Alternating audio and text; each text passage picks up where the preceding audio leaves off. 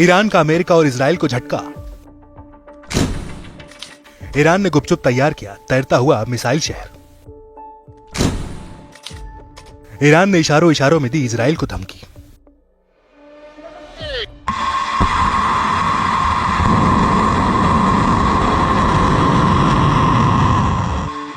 Middle east में अपनी दबंगई दिखाने के लिए ईरान लगातार उतारू रहता है। ईरान ने एक बार फिर दुनिया के सामने अपनी सैन्य ताकत की नुमाइंदगी की है।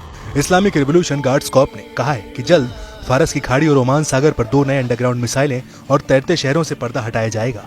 इनमें क्रूज और बैलिस्टिक मिसाइलों की एक लंबी चौड़ी सीरीज भी शामिल होगी।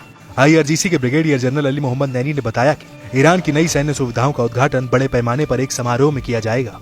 IRGC चीफ हुसैन सलामी की मौजूदगी में नैनी ने कहा कि इजराइल इस बात से अच्छी तरह वाकिफ है कि कब्जे वाले इलाकों के ऊपर का आसमान ईरानी सैनिकों के लिए खुला है। ईरानी सेनाएं अधिक सटीकता, तेजी और खतरनाक तरीके से इजरायली संपत्तियों पर हमला कर सकती हैं।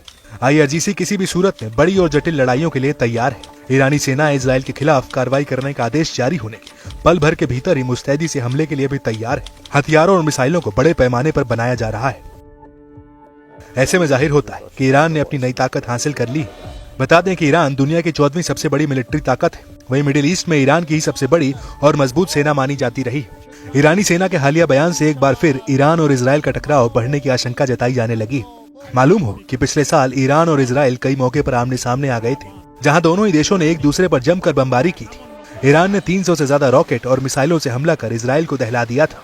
इस बीच IRGC के ब्रिगेडियर जनरल अली मोहम्मद नैनी ने आगे कहा है, हमें इजराइल से कभी भी खुफिया हार का सामना नहीं करना पड़ा है। दुश्मन लगातार ईरान के हाथों मिली खुफिया और सैन्य हार की भरपाई के लिए कहानियां बनाता जा रहा है। पश्चिम एशिया में नए घटनाक्रमों ने इजरायलियों के अंदर झूठे उत्साह और गलतफहमी को जन्म दिया है। हम दुश्मनों को बताते हैं कि हम तैयार हैं, किसी भी समय कार्रवाई करने में सक्षम है। एक बार आदेश दिए जाने के बाद ईरान पहले की तरह अपनी शक्ति का प्रदर्शन करेगा। ईरान ने एक भी दिन अपनी मिसाइलों का प्रोडक्शन बंद नहीं किया है। देश के डिफेंस सिस्टम पूरी तरह से चालू है। कई मामलों में उन्हें अपग्रेड किया गया है। इसके अलावा ईरानी सेना ने हाल में यमन के हूती लड़ाकों के इजराइल को दहलाने की कोशिशों की जमकर तारीफ की है।